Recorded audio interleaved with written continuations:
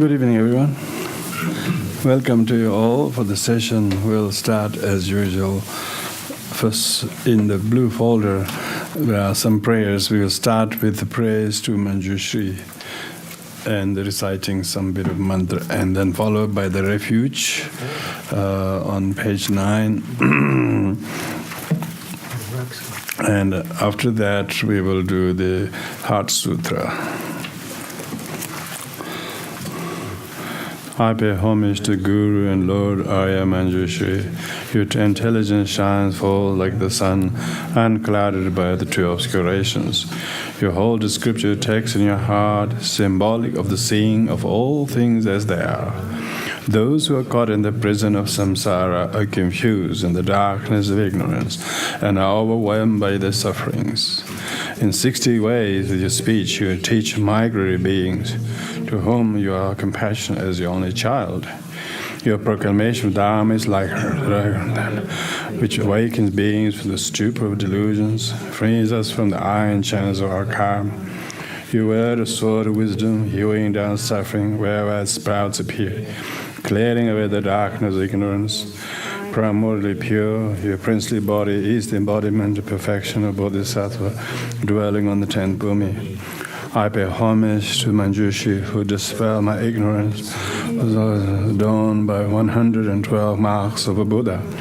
With the brilliance of your wisdom, O compassionate one, illuminate the darkness enclosing my mind, enlighten my intelligence, wisdom, so that I may gain insight into the Buddha's words, texts that explain them. Amara bhajana di amara bhajana di amara bhajana di amara bhajana di amara bhajana di amara bhajana di amara bhajana di amara bhajana di amara bhajana di amara bhajana di amara bhajana di amara bhajana di amara bhajana di amara bhajana di amara bhajana di amara bhajana di amara bhajana di amara bhajana Amara bhajana di amara bhajana di amara bhajana di amara bhajana di amara bhajana di amara bhajana di amara Amara bhajana di amara bhajana di amara bhajana di amara bhajana di amara bhajana di amara bhajana di amara Amara bhajana di amara bhajana di amara bhajana di amara bhajana di amara bhajana di amara bhajana di amara Amara bhajana di amara bhajana di amara bhajana di amara bhajana di amara bhajana di amara bhajana di amara bhajana di amara Amara bhajana di amara bhajana di amara bhajana di amara bhajana di amara bhajana di amara bhajana di amara Amara bhajana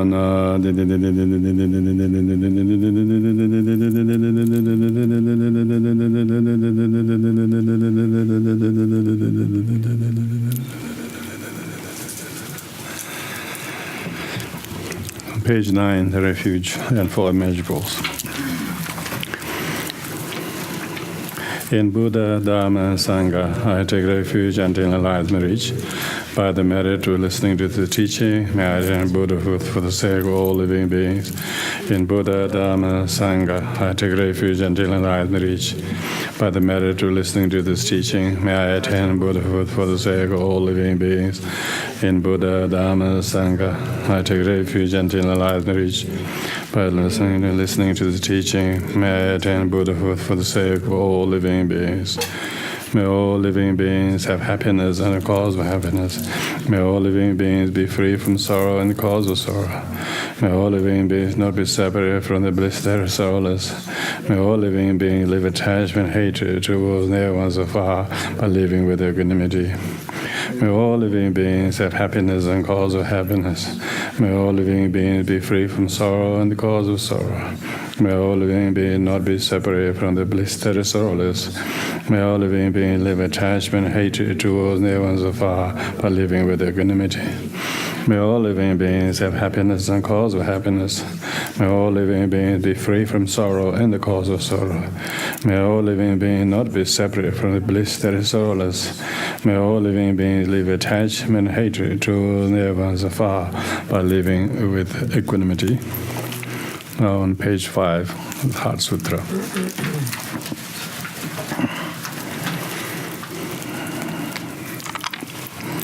To the perfection of wisdom, Blessed Mother, I pay homage. Thus I've heard at one time, the Blessed One, Bhagavan, was dwelling in Rajgriha on Vulture's Peak, together with a great assembly of Sangha, great assembly of Bodhisattvas. At that time, Blessed One was absorbed in Samadhi on the enumeration of phenomena called the profound illumination. Also at that time, the Bodhisattva, Mahasattva, Spirit of Avalokiteshvara was contemplating the meaning of the profound perfection of wisdom. He saw the five aggregates also empty of inherent existence. Then, through the power of the Buddha, the Venerable Shariputra said this to Bodhisattva, Mahasattva, Superior Avalokiteshvara. How should a son or daughter of good lineage train, who wishes practice profound perfection of wisdom? Thus he spoke, and the Bodhisattva, the Mahasattva, Superior Avalokiteshvara, said this to Venerable Shariputra. Shariputra, whatever son or good lineage wishes practice profound perfection of wisdom, should view in this way. They should correctly view those five aggregates also as empty of inherent existence. Form is emptiness, emptiness is form. Empty is not other than form. Form is not other than. In the same way, feeling, discrimination, composition, fact, consciousness are empty. Shariputra, in the same way, all phenomena are merely empty, that is, without characteristic. They are not created, they are not cease, they have no impurity, they are not devoid of impurity, they do not decrease, increase. Therefore, Shariputra, in emptiness there is no form, no feeling, no discrimination, no composition of factors, no consciousness, no ear, no nose, no tongue, no body, no mind, no form, no sound, no taste, no touch, no phenomena. There is no eye element, so forth, up to mind element, also up to no element of mental consciousness. There is no ignorance, no exhaustion of ignorance, and so forth, up to no aging and death, no exhaustion of aging and death. In the same way, there is no suffering, no origin, no cessation, no power, no exalted wisdom, no attainment, also no non-attainment. Therefore, Shariputra, because bodhisattvas have no attainment, they depend on, abide in the perfection of wisdom. Because their minds are without obstructions, they are without fear. Having completely passed beyond all error, they go to the completion nirvana. All the Buddhas who abide in 3 times, having relied on the perfection of wisdom, became manifestly perfect Buddhas in the state of unsurpassed, perfect and complete enlightenment. Therefore, the mantra of perfection of wisdom, mantra of great knowledge, unsurpassed mantra, mantra equal to the unequal, the mantra that thoroughly pacifies all sufferings, because not false, it should be known as the truth. Mantra of perfection of wisdom is proclaimed. Tadyadam gade gade barang gade barazang gade bodhiswa. Tadyadam gade gade barang barazang gade bodhiswa. Tadyadam gade gade barang barazang gade bodhiswa. Tadyadam gade gade barang barazang gade bodhiswa. Tadyadam gade gade barang barazang gade bodhiswa. Tadyadam gade gade barang Parazanga de Bodhisattva Dadyadam Gadenga de Barang Parazanga de Bodhisattva Dadyadam Gadenga de Barang Parazanga de Bodhisattva Dadyadam Gadenga de Barang Parazanga de Bodhisattva Dadyadam Gadenga de Barang Parazanga de Bodhisattva Dadyadam Gadenga de Barang Parazanga de Bodhisattva Dadyadam Gadenga de Barang Parazanga de Bodhisattva Dadyadam Gadenga de Barang Parazanga de Bodhisattva Dadyadam Gadenga de Barang Parazanga de Bodhisattva Dadyadam Gadenga de Barang Parazanga de Bodhisattva Dadyadam Gadenga de Barang Sangha de Bodhisattva Dadyadam Gadenga de Barang Parazanga de Bodhisattva Dadyadam Gadenga de Barang Gade Parazanga de Bodhisattva Dadyadam Gadenga de Barang Gade Parazanga de Bodhisattva Dadyadam Gadenga de Barang Parazanga de Bodhisattva Dadyadam Gadenga de Barang Parazanga de Bodhisattva Shariputra, Bodhisattva, Mahasa, should train in the profound perfection of wisdom in that way. Then the Blessed One arose from the Samadhi and said this to Bodhisattva, Mahasattva, superior Avalokiteshvara. Well done, well done, well done. One of good lineage is just so. It is like that. Profound perfection of practice. Rejoice in this. The Blessed One, having so spoken, Venerable Shariputra, Bodhisattva, Mahasattva, superior Avalokiteshvara, all those gods, humans, demigods, Gandharvas were filled with admiration. Praise the words of the Blessed One.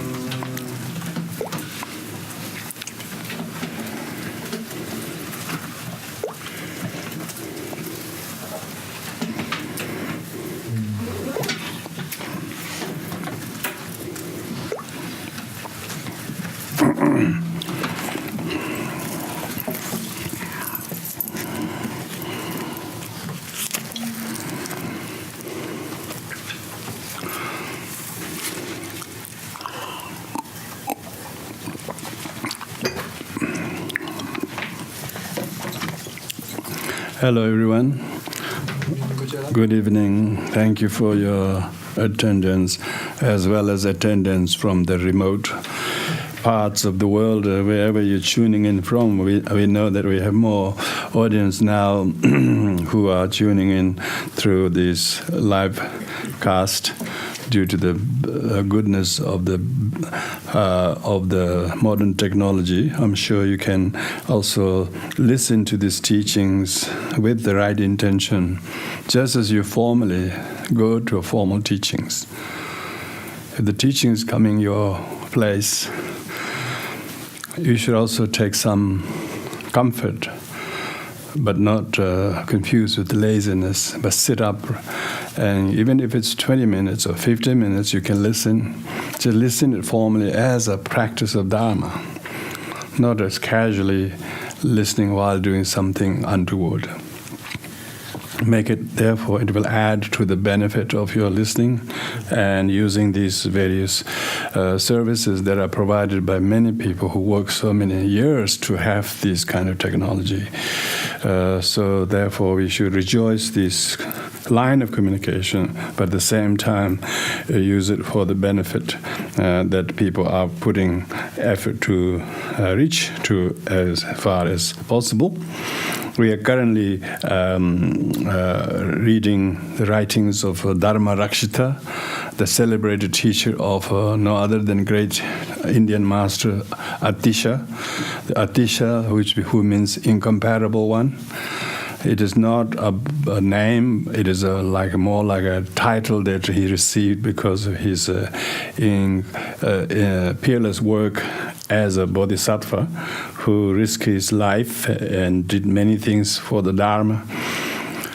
And also, unto the later part of his life, he went to Tibet, where all kinds of uncertainty was making him a little bit apprehensive about going to so far, so different land and people, language, culture, not to mention the distance. But through the blessings of Tara and influence of great teachers like Dharmarakshita, he traveled to Tibet. And sometimes we hear about one eminent teacher. We only hear about the teacher, but not of his teachers. Dharmarakshita is the actual author of a text called Wheel of Sharp Weapons. And some of the very later writings of the Lojong teachings by Tibetan masters and Indian masters, like Atisha, who himself was the first to write A Lamp to the Path of Enlightenment in Tibet. And then subsequently his disciple Thangpa and other grand disciples like LangrI Thangpa and Chekhawa all wrote the 8 verses and 7-point mind training.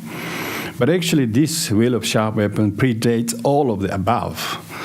And I don't know why it has been less in circulation or use, mainly because of its bulk of the writing. Bulk is over 100 verses, where the LangrI Thangpa is only 8 verses, and so on. So people always preferred very succinct, short writings.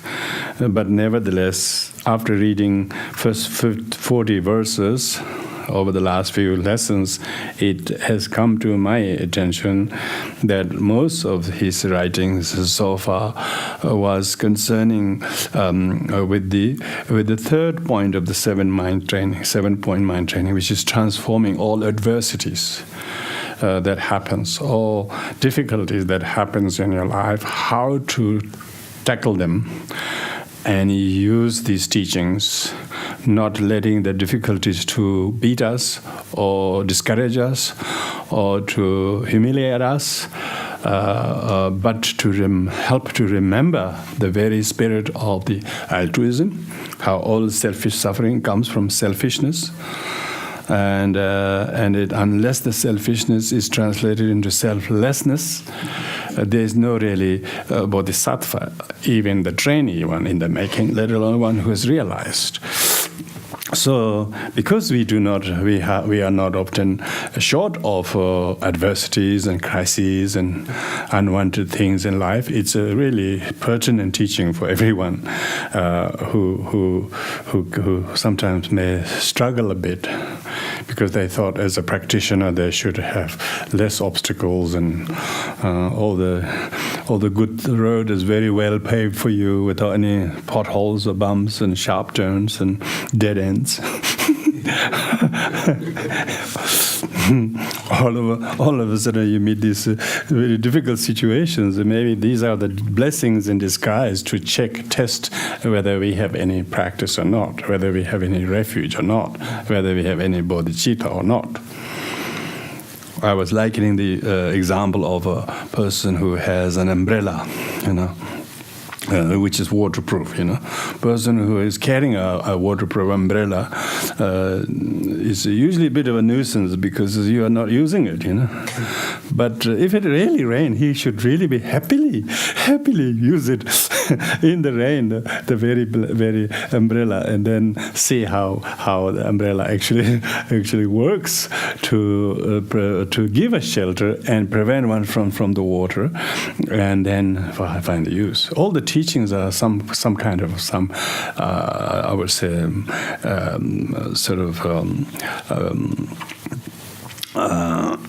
teachings are some aids for us to carry, like umbrella, like a refuge. But if we forget the teachings, when the rain comes, instead of remembering to open the umbrella, we are doing this to the sky. Why did you rain? Why did you? And then punching the sky even with both hands. If you try to box it, it wouldn't stop the rain, But if we had the umbrella, then we will actually put the umbrella, and we will protect it from the rain, and also test the quality of the umbrella. So these are very evident from these writings. So let's move on. We left last week on page 4, the second paragraph. When my meditation practice yield no success, well, that is true to most people, because they thought their practice should be free of dullness, free of agitation. The visualization should be good. They should have some maybe ability to hang their jacket on the sunbeams and suspend the vajra and bell in the air. They thought they could do all of those things through their meditative practice, like what looks like yield no success. Of course, all meditative practice yield definitely success, but people often looking for the inappropriate results of meditation. So this is the weapon of evil karma turning upon me for allowing pernicious views to enter my heart. So that if one has no favorable or profound realization even by doing regular meditation, it is not proof proof of lack of success of your meditation. But actually, it is proof of success of your meditation, because it is transforming your previously held negative karma that has previously entered your mind. Now these are hindering there. Not the result of created causes will never fail to arise, but created causes from previous negative karma will still ripening. So therefore, if you are facing some uphill battle with your meditation practices, you should not interpret that what you're doing has no success, because firstly, then if you do, then your belief in the law of karma is very shallow. So the results, experiences of your experiences you have presently are not a result of your meditation. They are a result of your past wrongdoings that is ripening now. The results of your meditation will ripen later. It's in the back of the queue.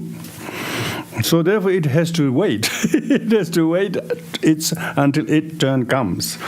So one should not misinterpret as if my practice is yielding no result, but rather one should see that as because our practice is the cause that will exhaust the past evil karma.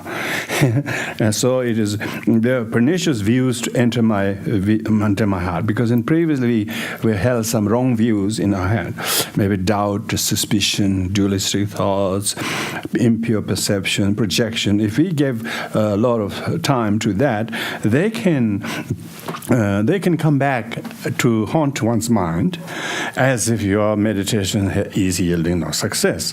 But practitioners should not be distracted by that, but rather see them as a result of past pernicious views we have allowed to enter in our mind. Because we are so easy to forget past pernicious views we have allowed to enter our mind. We are easy to remember recent meditation we're doing, Recent meditation we're doing is only like the apple we have seed of apple we just saw a couple of months ago. It takes quite a few years before they can grow. All the other failures into your garden or other things that there's nothing to do with the apple that you have sown. Apples will be ripening in its own time. Also, most practitioners do not look for the result of what one did. They say that your experience are the indicator of the results of the things you did in the past. Attitude that you have to the present experiences may formulate the future experiences. So therefore, one may actually cancel the recent meditation practices benefit one did if one becoming too choosy and picky about what is and what isn't the result of a meditation. Therefore, from now on, whatever I do shall be solely for the sake of others, for others' sake. Previously, we did it for ourselves only. You can see when somebody acts selfishly, how quickly it becomes not well received by others, and one also feels, I wish I didn't do that. Immediately one can see the negative effect of selfish activities. So therefore, this is a great indicator or pointing to me to do things for the benefit of others and believe in the overall long-term outcome, not even having to check whether you are reaping any benefit or not. An experienced farmer do not sow a seed a couple of weeks ago and go and try to dig them. He will allow it to grow whatever time it takes in the meantime, and maybe protect it from danger or water it or be weeded, so on. Whereas inexperienced farmer might do like that. So that's why it's important that from now on, what I should do is solely for the sake of others' benefit. When my mind is untamed, so this is talking about we are becoming metacognitive, to know that our mind is wild and it is aggressive, it is jealous, it is suspicious, it is negative, it is condescending. When my mind is untamed, because we should be able to cognize recognize our own mind and how unruly and unfriendly and hostile and negative and mean it is. If we detect that, that's a practitioner. Practitioner minds his mind. And he's recognizing untamedness of his mind is a sign of practice in play. So it's not a lack of practice.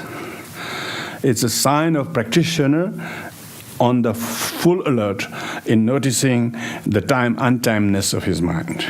Despite spiritual practice, we might do the spiritual practices, prayers or whatever outer form of practices, deep down, one should check whether these outward formal practices are carefully actualized or not.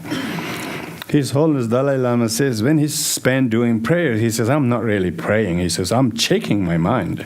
He's saying the words, but saying the words, repeating the mantra and sadhana may look like outward spiritual practices, but if your untamed mind is not detected through the window of the practice, then the practices become superficial, pseudo-practice. Therefore, there's the pseudo-practice of one's practice, and therefore how the mind itself is very tricky and very difficult to spot. Practice itself might be sounding like your practices looks like happening because you're saying them loud, or you actually make a bit of a thing that you are about to do your practice, or you're doing your practice, whatever. But how do you know whether that actual formal practice is helping you to detect and spot your untamed mind or not? If you're not spotting your time and recognizing your untamed mind, even if you're doing daily practices, even if you're spending a lot of time doing that, this is the weapon of evil karma, turning upon me for eagerly pursuing mundane ambitions. So this means that one is actually doing the practices, but deep down one's intention is mundane. One's mind is distracted by mundane activities. Actual mindfulness knowing, mindful doing the spark practice consciously with the right intent and right awareness and right feelings are lacking, Like in the deity yoga, they say bring the form, devotion, blessing, and result together. You got to make sure, even you're saying a prayer, you got to first feel. You should see the visualization. Maybe it's a light coming out from your body, or seeing the triple gem in front of you. So that's just having the form of the practice clearly in your mind when you're reading. When you're describing the refuge tree or something, and then you are actually seeing as the words you explain, you actually mentally casting the image in your place of practice. So then you are actually seeing the form of practice. You are actually attending to that with devotion, and there is a blessing. There's a result. All are combined very, very with the right effort. If that's happening, then of course your practice would not manifest as your mind will not be untamed. Subsequently, your days would be very tamed because you practiced that sadhana with great intent. As a result of that, even though situations happen, your mind is very tamed and it is not so jumpy and jittery anymore. It's not so easily agitatable. This is not a lack of cause of agitation. There are plenty of cause of agitation, but they don't press the wrong button, so to speak, if your mind is carefully monitored with the practice.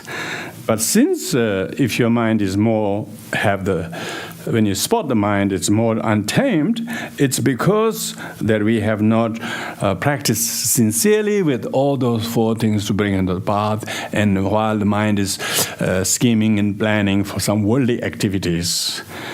So that's why one should not blame the ineffectiveness of the practice, It's rather ineffectiveness of one's attention. It's an attention deficit of one's practice that is depleting the effect that you may have for your meditation. So don't blame the tools. They say, you have a saying, isn't it? A bad tradesman blames his tools, huh? Yes. So a good practitioner should spot his own tools when it need to be fixed before he takes to the work. So that's what daily practice is good, checking all the tools, polishing them and sharpening them and and tightening them, so on and so forth. Yeah. Like me, being able to read these things before coming to the class and brief myself. This is really important. Otherwise, I'm just making it up as I go.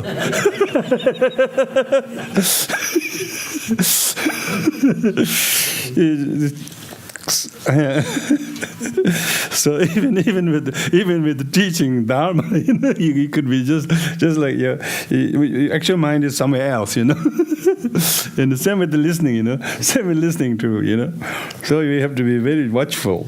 We have to be very watchful. From now on, let me strive to attain liberation, meaning seek for long-term liberation, not immediate comfort or satisfaction to please the five senses. Look for long-term liberative art.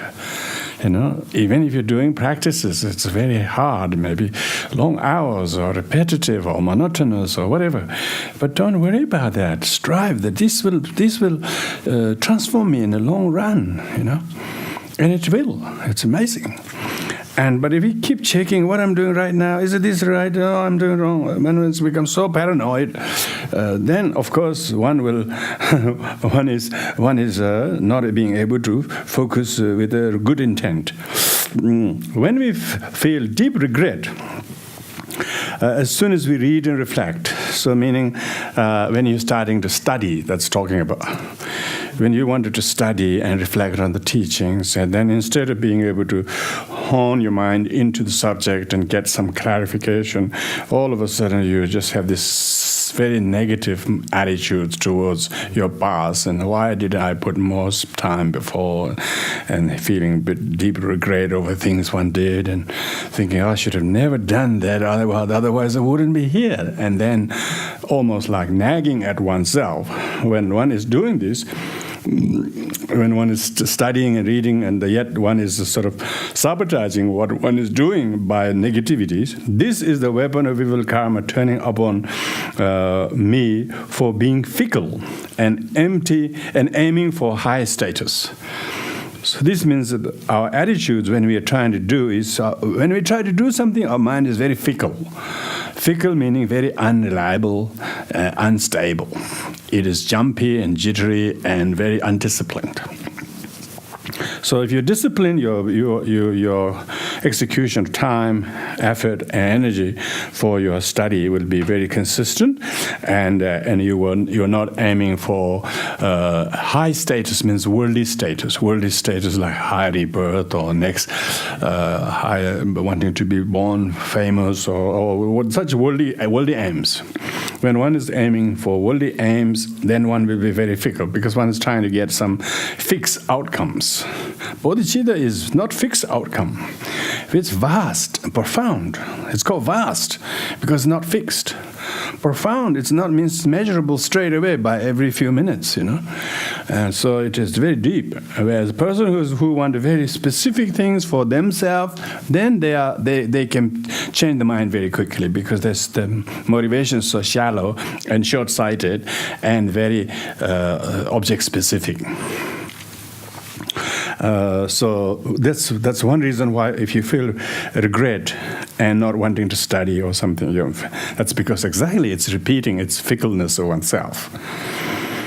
From now on, we will be vigilant in our association with others. So this means one should be very consistent and have some kind of vigil, hold a vigil to work it together until it's all done for the benefit of all. and try to do something with each other that is long, I would say, long-standing and enduring, and long associating, even with the easy patches or difficult patches. There's amazing consistent friendship that each other can count, not pulling out as soon as things some difficult arise. When you do that, people will never do things together well, and they often feel a failure because they aren't sticking together.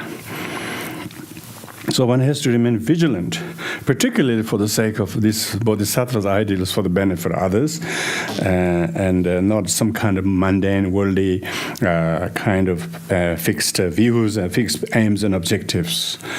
So that's therefore one should learn to have very strong willed and determined for the benefit of all sentient beings when associating with others, because if one pulls out, it will affect the others. Straight away leave them stranded. Now what they're going to pick it up.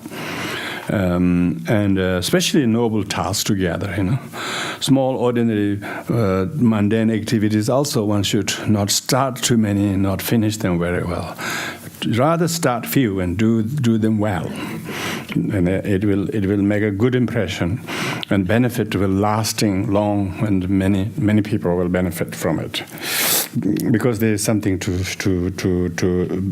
that is reliably will there to benefit others, like the enlightenment of the Buddha.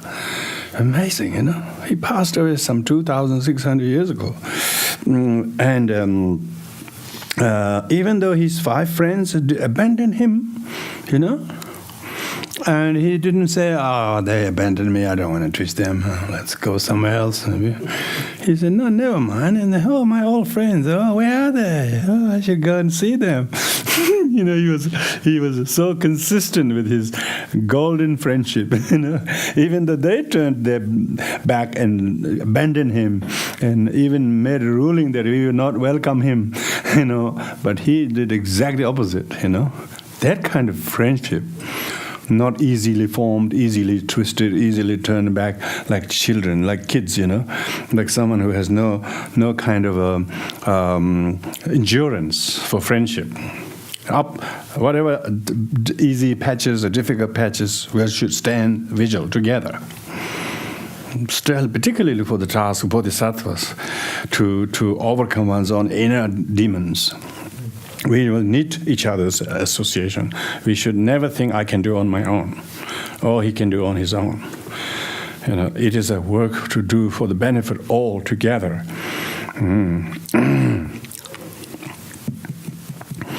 Yeah, very easy to feel like I don't want to do this. I don't want to do this. I don't like this. Straight away, just liking me or I don't like, and not try to, sacrifice a little bit, even at the inconvenience of this person. But if it's shake the rest of the person, then it's not a good idea. I should really think of the benefit of 4 others. Amazing, Straight away you will see your goodness will register. So let me remain vigilant. Remain with remain associating with others. When we are deceived by others' treachery, this is the weapon of evil karma turning upon me for being conceited and greedy. So if we are being deceived or swindled or robbed or harmed by others' kind of evil designs, often we think it's them.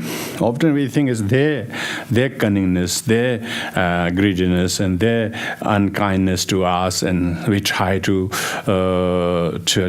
prove them wrong and try to punish them and so on.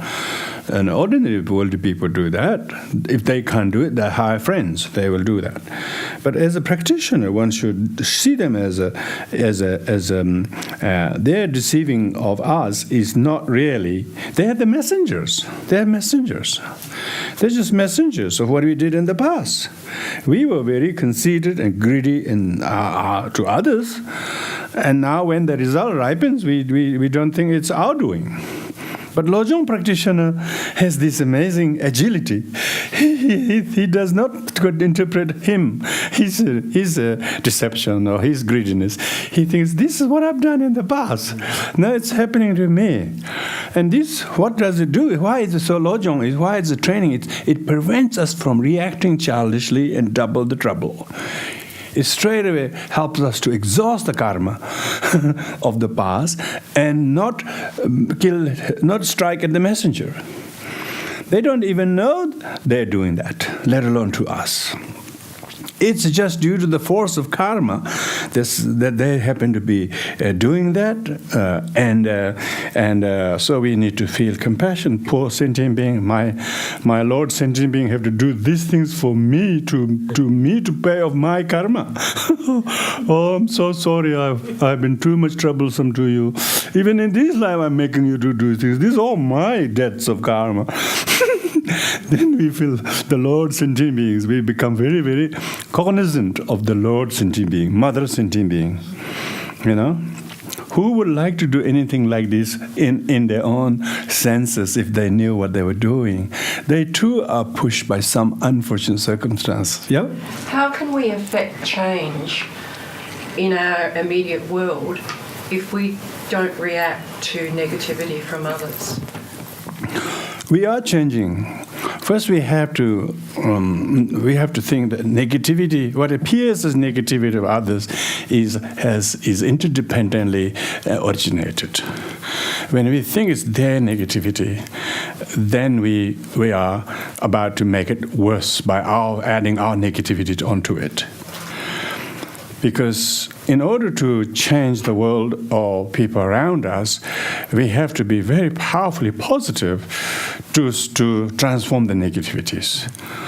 But merely not liking someone's negativity and being aggressive to the aggressor is just negative to the negative. It's the double negative. So that doesn't really change for the benefit of others. Everybody thinks, the only way to deal with negativity is react and overreact. And they don't have any tolerance, any alternative way to resolving the negativities. First, they see the negativity as a singly, unitarily existing cause by the other, which is wrong. There are other causes and conditions that they are also that negative, you know.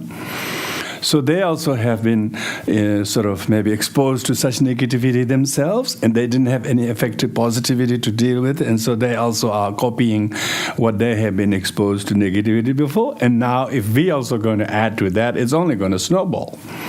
So the bodhisattva who has this lojong, who has this vast, this amazing teaching that makes them to point what they should do, it looks like to react to the negativity, prove them wrong, seems to be the obvious thing what the society will do. But one with this knowledge must see this person's, whatever the person doing, is not all due to him. It's like this is just a collective karma of all negativities there. So if I don't have any positive to add onto it, I can only make it double worse. So what would be the change I will make? I will make only a change thinking I'm going to fix it, but I'm making worse it. I can make it worse. That's what most places are. People try to think like just very much like that. You know, they wish to stop the problem, but they don't know the cause of the problem. They think the cause of the problem is that one unitarily and singly.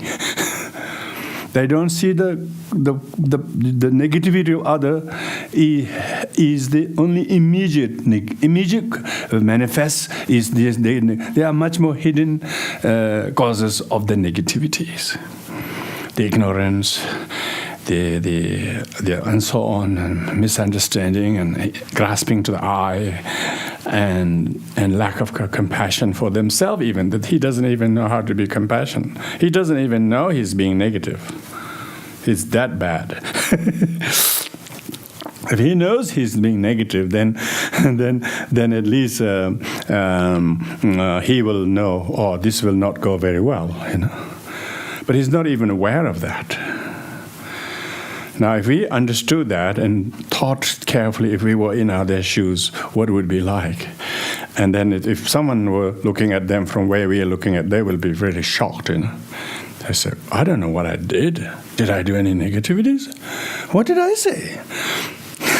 They wouldn't even have a clue what they say was at fault, because they themselves aren't consciously aware of that. So that's why we need most responsible response.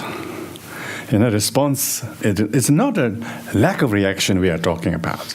Sometimes lack of the normal reaction to negativity is a good response. You know, people want negative to negative, but if you respond something differently, which is not the normal negativities, but with a kind of a alternative to it, not fight, nor flee. So what do people normally do with negative? What alleged negative with others? They try to fight at it, or flee from it. So here the third alternative is how to be free from having to do both of the other two. Neither to flee nor to fight. And fighting destroys both. Flee only temporarily flees, but problem itself gets escalated. So freedom from both of these fighting and fleeing is to practice tolerance and have compassion for the person who is unconsciously doing things that he doesn't know how negatively it is being manifesting to others. Now, if we can think like that, straight away we will feel pity. We will feel pity. They say you can rain on yourself. Rain is made out of R-A-I-N. The R represents recognition. You have to recognize that negativities that you think they are doing is not recognized by them. And second, A is to accept that. Most people don't accept that. They want to react to it. Huh? They want to react to it. They accept is tolerance. Then I is investigate. What are the alternatives rather than fighting or fleeing? Investigate. When you investigate, neither fight nor flee. That's the end. So what is that? Peace and obtain tolerance and compassion. You'll change society. You definitely will change society. You, in the meantime, have to accept some blows, some defeats, some humiliation. But deep down, you know it's not a humiliation. It's the most humbling practice. It's a humility. It's a humility to suffer for a good cause. It's not a humiliation. They say, rain yourself. Rain on yourself. Bring the mindfulness on. How do you do that? Often we don't have the mental capacity to resource like that. When you're kind and compassionate, tolerant to somebody, that's all exactly what you're doing. You're recognizing they are not in good space. They are deeply troubled. Do they know that? We see that. We saw how negative and aggressive they look, but do they know that? We have to recognize that, where they are at. Very volatile. Maybe we didn't do anything to instigate that, but something has made them. See, this recognition is making yourself wake up, become more aware, and then accept. Now, in this case, of course, you can see that as someone's father, someone's mother, or somebody like that. Oh, this is someone such and such, you know.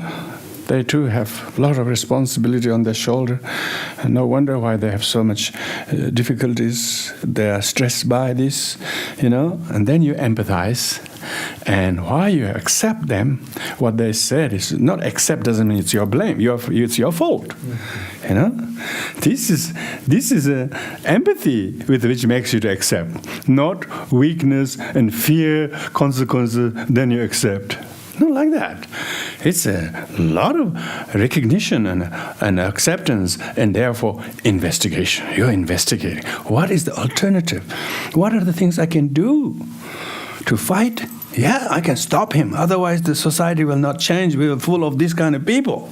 That's what people thought when they retaliate. They thought they could make the whole world free of violence by doing that. But in the meantime, they made everybody to do just that. Everybody owns a gun now because they thought that's going to stop the problem. That's what they justified things like that. And they thought they should all fight, defend themselves. Otherwise, we will never change the society. Give peace a chance, they call it. How do you give a peace chance? So we see the neither fighting nor fleeing is the way to go. I must practice the alternative, the freedom from further sufferings. Tolerance and peace is a deeply contemplated. It is not a desperate act. It is most intelligent and profound and heart-wrenching practice that one must conceive with a great kind of responsibility, exactly to change the society. Exactly. Who doesn't want to change society?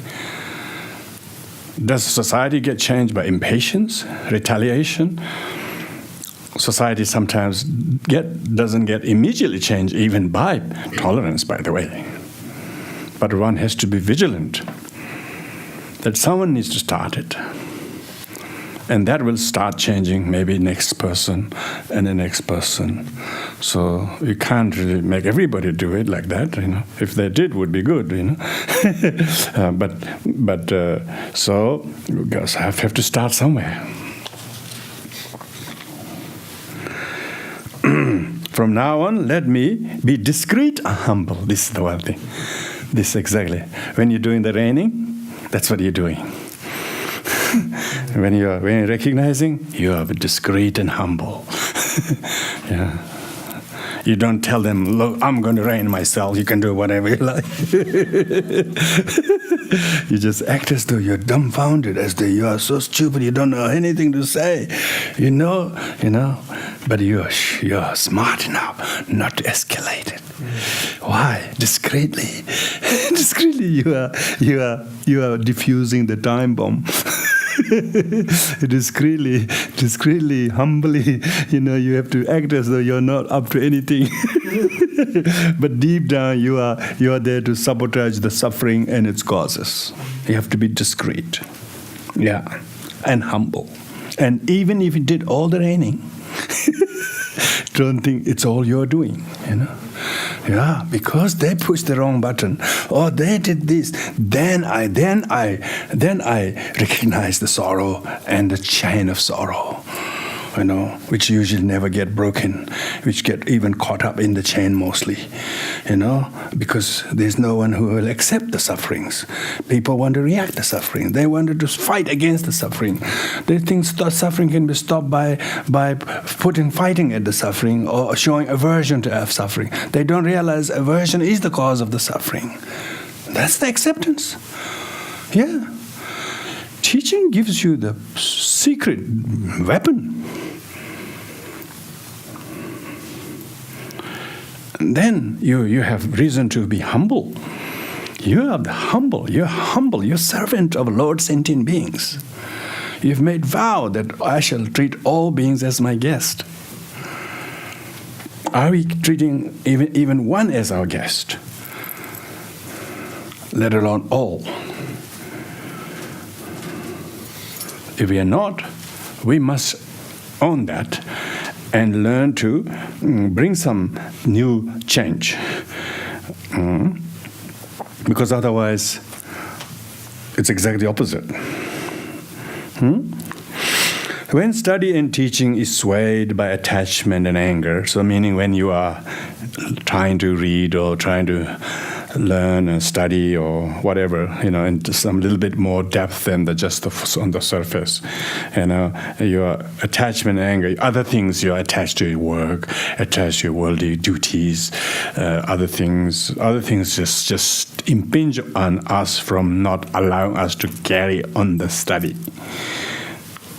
Or otherwise, you are some difficulties going in your life. You're so angry about them, and who wants to study when you have all your life is full of crisis? This is the weapon of evil karma turning upon me from not thinking the faults of the demons. So this is talking about selfishness. When we are placing the importance of selfishness more than the study, then this demon of selfishness always curtails, try to derail whatever you're trying to do. Sometimes, of course, we might have to take a mini break. It doesn't mean you have to be just like a masochistically, unstoppably that you got. There are some worldly things you need to pay attention to. Probably we're a bit selfish to ignore that. We thought we were more than ready to do that, but when we are not, we know humbly, saying, "I need to adjust this a little bit." It's a skillful one. We have to talk to ourselves. Faults of demons means faults of selfishness. Sometimes we want to be ultra spiritual by being so spiritual, but become even more selfish. We think we have bodhicitta, but in the meantime, for the one or two people who we're affected by, we don't want to care. We want to practice bodhicitta. Who want to care about one or two people? We become greedy to benefit so many. In the meantime, so one needs to understand why things are like that. From now on, after careful examination, let us reject obstacles, whatever the obstacles are. Whether one wants to flee from something or fight against it or whatever, one needs to learn to examine what are self-invoked obstacles or what are obstacles that is unavoidable. Some obstacles are unavoidable. It's necessarily have to be met. It's an only obstacle when you're trying to do something, you meet the obstacles. If you're not doing it, you wouldn't have the obstacles. So the obstacles are actually measure of our fitness or need to get a little bit more prepared so that we can overcome them in grace rather than disgracingly put us in a back foot. Sometimes we're a little bit underprepared, and so sometimes the obstacles would have us, and we are a little bit dented and not quite able to size ourselves or our effort or performance or to read the obstacles kindly. We wish we had no obstacles, and the obstacles just completely had it. We aren't able to overcome the obstacles because we couldn't examine carefully. The obstacles are teachers in disguise, really. How could you reject those very things that teaches you more? If things were going very well, it not necessarily mean your practice is progressing amazingly. So that's why it's good to know when we are not discouraged by obstacles, but the obstacles is teaching us to formulate the more effective remedy. Then obstacles are the teaching.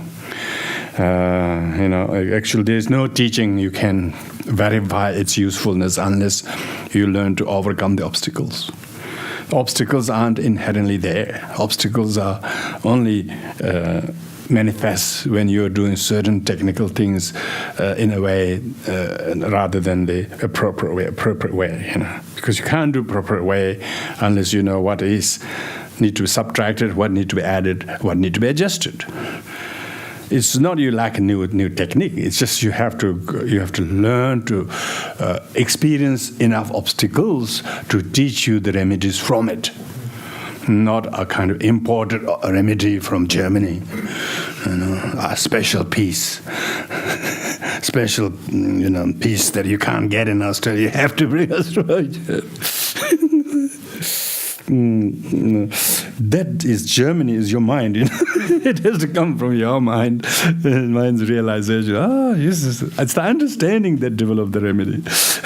It's not another whole lot of new things. It's an amazing thing about most people's this called technical knowledge, the conceptual knowledge and experiential knowledge. Experiential knowledge is far more useful. Nowadays people aren't hiring you because you have a piece of paper. They want to say how many years experience you have. So if you have experience, you know exactly what to do. Even you don't have all the right tools, but still you know how to do it through your experience. The inexperienced person, you have to need all the tools. All the screwdrivers from size 3 all the way to 12, you have to have all the time. Usually you need only 3 or 4 of them.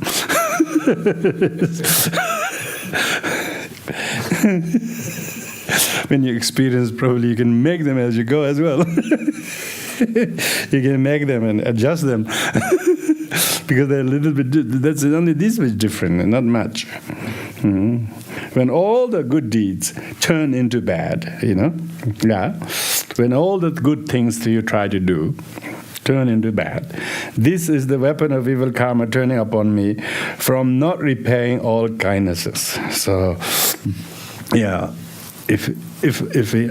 So of course, if things are very good, how long is a good? It's just to prove it's good is good. You have to have a little bit of the obstacle, because otherwise it will be pretty dull, pretty dull,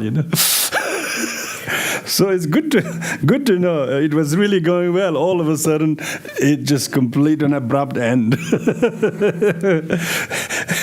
Abrupt end, or no sign it even occurred at all. This is the either weapon of evil karma turning upon me from not repaying all kindness, all reminder of transforming all your past negative karma and then being exhausted by these difficulties. That the present crisis could be the cause of exhausting past bad karma, such as not repaying kindness to other people. Even in this life, quite a few people are quite unashamedly want to forget the kindness of others. But when it talks about little difficulties that they had with the person, they really want to do all sorts of things to punish them. If the kindness one, they don't want to even remember. So even in one life, we're very forgetful. How easy it is to not repay or not even remember their kindness, let alone repaying them. Because main thing is we don't even remember their kindness. We don't remember how much they went out of their way to do all this, particularly say our parents and mother and father and step and so on. We don't remember. We don't even remember all the things they risk and they sacrifice and they gave. And we don't even remember they did, let alone willing to repay the kindnesses. Even in this fortunate human rebirth, if it could be seen so neglectful and forgetful, you can imagine in other lives what goodness we have been showered by others if we have not been repaying their kindness, how would they be ripened as? So it's obvious. So therefore, if things are really turning bad, it's as a result of exactly what we did do in the past. So from now on, let me honor kindness above my crown, Always think the blessings and goodness of others. That's really good, If you start to think of all the good the person does, not just to us, to others, not just others, but many things you don't even know that person does. We don't have time to look critically what they don't do or they do that is negative. Who want to go there? If there's any kind of mental detective happening, do that to yourself. It's much more useful and fruitful. And in the meantime, then we will have the fitness to honor the kindness of others and whoever they are, and revere them, respect them, speak to them as we respect them, as we care for them, as we concern for them. Even we said or did something that didn't delight them, we just quickly go and change that by learning how to see the goodness of those people. And you see the goodness of those people, we realize we can be much more courteous towards that person than I have been. And then you straight away, you are a practitioner. The Lojong practitioner or Lojong's mind is very flexible. He doesn't stay crook or angry for more than a few hours. He quickly corrects them, recognize them, and then go and repair them. In short, when the adverse conditions strike, like a blacksmith stabbed by his own sword, this is the weapon of evil karma turning upon me. They're similar to, countries that are making weapons and selling them, and then the people get killed by those weapons. so it's usually, don't be a blacksmith. Don't sell swords if you don't want to get stabbed. So we're talking about don't create the causes that will bring the adverse condition. Adverse conditions themselves are not plentiful, and they only fall upon someone like a lightning.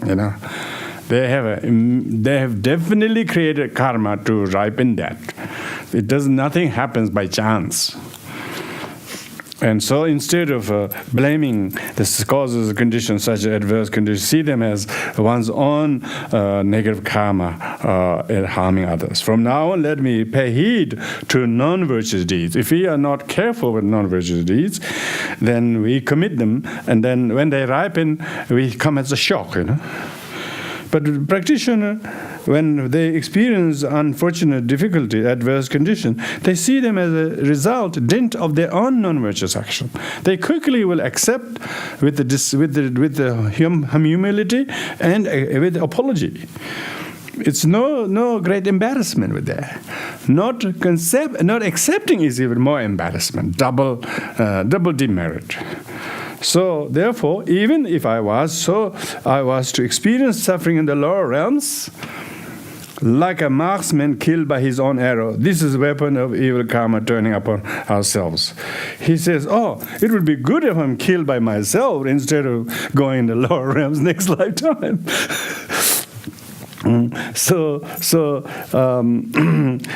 The person who is killed by the very arrow he made, we are never harmed by other people's wrongdoing.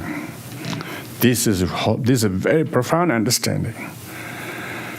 The other person who did the shooting or did the throwing was only the marksman or the firing squad that is hired. But one who hires them to fire is usually our karma. So let's not create. That's what it says. So therefore be thoughtful of not crafting any harmful non-virtuous. Therefore be aware of non-virtuous deeds. Therefore, non-virtuous deeds doesn't mean just physical and verbal, because these are socially recognizable as non-virtuous. They're both punishable, so socially speaking. These are non-virtuous deeds of physical, verbal are punishable by law. In civilized world, there are so many things you shouldn't do. If people don't watch what they say or what they do, if someone really wanted to put you into trouble for what you say, you will be punished more than the benefit you thought there was in saying that. What do you call it? Defamation against somebody. It's almost all defamation cases they won. Because one should never say that, even however much one perceives the person or whatever. Doing that is not beneficial. So one needs to know the non-virtuous deeds of the physical and verbal one is socially punishable, but non-virtuous deeds of mind is personally punished. person who are sad, depressed, lonely, unloved, unworthy, angry, and so on, these are mainly the non-virtuous deeds of thoughts, non-virtuous thoughts they are hosting. All these negativities and mental depression and sadness are not because somebody treat us physically bad or something, but oneself actually hosting and posting a lot of negative thoughts, and these negative thoughts themselves snowballs. And so when it says, therefore, be aware of non-virtuous deeds, they refer to non-virtuous deeds of the body, speech, that society will frown upon you. Even if you don't know how to frown upon yourself or restrain or warn yourself, society will. But the non-virtuous deeds of the mind, even the society cannot say, oh, he's having a bad thoughts, let's catch him. Nobody will say that just yet, But usually, even non-virtuous deeds committed by the body, they're always checking what was the intent of doing that. What was the intent? Was it self-defense or was it a premeditated murder? People say that, isn't it? So intent, even legally, they are now coming the distinction between the intention and how kind of accidental activities outside, they completely pardonable. If the intent of the person was malicious, ill will, and so calculated to harm the other person, then those people will suffer the consequences more than they're alleging somebody, because of the heaviness of the intent of ill will and ill intent with which they engages. So be aware of the non-virtuous deeds, because minding physical non-virtuous deeds, verbal non-virtuous deeds, even if you don't mind others' will. But the negative thoughts cannot be minded by anybody but oneself. So therefore, mindfulness. One has to be mindful of checking. Nobody can mind our mind. Someone can mind a dog. Someone can mind your even house. Bank will mind your money, but nobody can mind your mind. You try to go to any organization, do you mind somebody's mind? They say, no, we can't. Well, we don't even have a clue what your mind is like. So, see, nobody can mind our mind. All the troubles are created by this unminded mind. So that's why the Buddha said, purify your mind. This is the teaching. He says, do nothing wrong, do all that is good, mind your mind. That is my teaching. If you mind your mind, you are trying to purify the negative thoughts, and then you will just try to highlight them. Just like the computer, it will highlight if you have a search. If you have a search of the mind, all the negative thoughts in the mind, everywhere it shows up, Have a search of the negative minds in the mental computer about him, about them, about you, about that. You try to recognize them. Now I'm going to purify that with this meditation. That one is ill will. This is greed. This one is resentment. This is guilt. You can see, you can recognize them, and then there are all the teachings are there, all the meditation there, like Vajrasattva. So each of these practices are remedy for each visualizations. They say, I should do that. I should do that. So when you're reciting mantra, you're minding the mind. You're minding the mind. Mantra is just to keep you a little bit focused. Otherwise, you have to think creatively. You have to restore your mind. You have to mend your mind. Tibetan word for che means to remend your mind. Dharma is mender of your mind. If you're not mending your mind, and then you're just reciting, you're just repeating, it's no much benefit.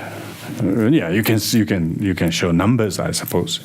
You can memorize long mantra. That's pretty good, but there hasn't been any mendings. The mantra was happening. Together with that, mending was happening. Mending means treating.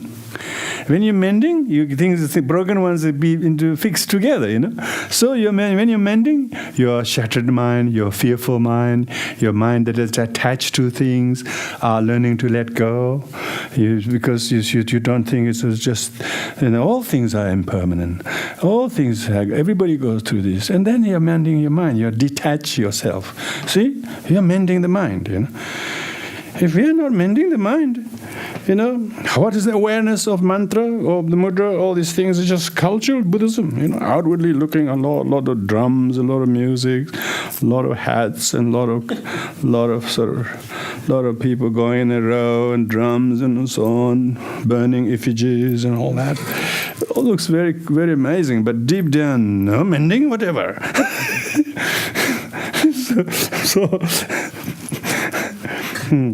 When the troubles and worries of family life grieve me, this is a weapon of evil karma turning upon myself, like parents who are murdered by a child who was cared for with love. So, meaning when your everyday life in the family or community or whatever difficulties are affecting you, whatever troubles or disharmony or anger or blaming or attachment and not listening to each other and still wanting so much and all this was causing you to grieve and feel sad and despair and think it's them or think it's me or think one shouldn't have each other or something like that. It's a bit too late to decide because a lot of them are blood relatives. So you can't say I won't have them as a blood relative. I will change my mind. I'll color my skin, go somewhere that nobody knows. Some people might even do those things, you can't do that. So that time, this is like a car. Those people who you helped, like children or loved ones, you give, but all they do is just wanting, never have a feeling of give, no sense of any appreciation. If that's happening, this is because this is just like unripened karma of things. We heard somebody who one girl went all the way to Adelaide and murdered her grandfather. It's like that, this just with a strong greed for his money. Her only reason to visit him was to kill him because that's what sometimes there are people who are murdered by such one's own child or grandchild, who was cared for with love and so forth. One gets exactly the opposite. What's going on? This is this is because in the past we get really attached to someone or something, and due to the attachment we have been appearing more aggressive or harmful, and then karma ripens in a complete unthinkable way. So therefore, it is fitting for me to live purely as mendicants, meaning that one should try to. It doesn't mean that you can disown everybody, but you develop this understanding of the futility of pleasing each other, or try to get pleasure from them. It's just more pleasure you want to get, that much more. Or more suffering than the pleasure you have will definitely going to come from that, because of the seed is poison. If the seed is poison, the fruit and plants and leaves and berries will all be poison. So therefore, one try to possess them, control them, use them for one's own benefit, and by putting so much effort to each other, that whatever we give, we're just giving them with poisons, and it will not benefit them. It will not benefit us. It will harm us because of the poison of controlling, attachment, subordinating, and so on. So therefore, it's better that I do not invest so much attachment, or even thinking that I can care. The more we think we're caring, the more we seem to be controlling for our own selfish purposes. They don't feel cared; they feel controlled. So we think we're caring for them, but we are so needy, we want to control them. But they don't feel they have been loved or cherished or supported or helped. They feel trapped by our strict requirements. So it's talking about the futility of samsaric relationships in which we try to put so much emphasis what good it may come from. And some may be good, some may be relatively good in comparison to other volatile situations. But even with that, one shouldn't be putting too much attachment, because they too will become cause of your disappointment and another shock as well. So therefore, be prepared to see the futility and emptiness and hollowness of all of those. And it doesn't mean that you have to become a mendicant, but you should think like one. It means one who has a decreasing amount of attachment, and not out of aversion, because of the poisonous of the attachment. That how much attachment makes oneself sleepless and angry and then suffering. So one has to be very careful. Mendicant means one is trained in mending himself. One is good at mending himself, not breaking into pieces. I don't think there's any any derivation between mending and mendicant, but maybe there is. Mender, maybe a mender. The mender is a mendicant, maybe. Self-mending, he's so busy self-mending. we just so many broken pieces, laceration all over the place. It's just like my robe. It's got so many pieces. I don't know how to fix them. You can never buy in Australia. So you always try to put the button on, try to find the miserable hole, and then the other one also coming off.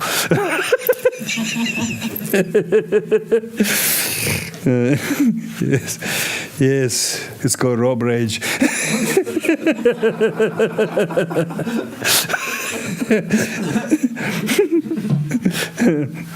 Since that's the way things are, I have now arrested my own enemy and have caught the thief who steals and deceives with stealth. This charlatan deceives by impersonating me. So that's pretty evident. So I think we'll stop here. I have some guests coming, Rinpoche coming tonight, very sharp, so I have to stop here. Thank you. Thank you, everyone. We'll do the dedication of merits.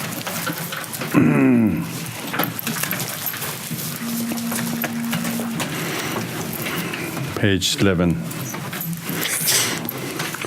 By the merit of these, may we attain the state of omniscience, defeat the evil enemies of defilement. May I liberate all sentient beings from the samsaric oceans, driven away of birth, old age, sickness, and death. By listening to the excellent and precious Maya and her teachings, whatever boundaries of merit I have acquired, may all sentient beings become stand as vessels to retain the excellent and precious Maya and her teachings. May the precious supreme and precious bodhicitta take birth, yet not done so. Where it has been born, may it increase abundantly without degeneration.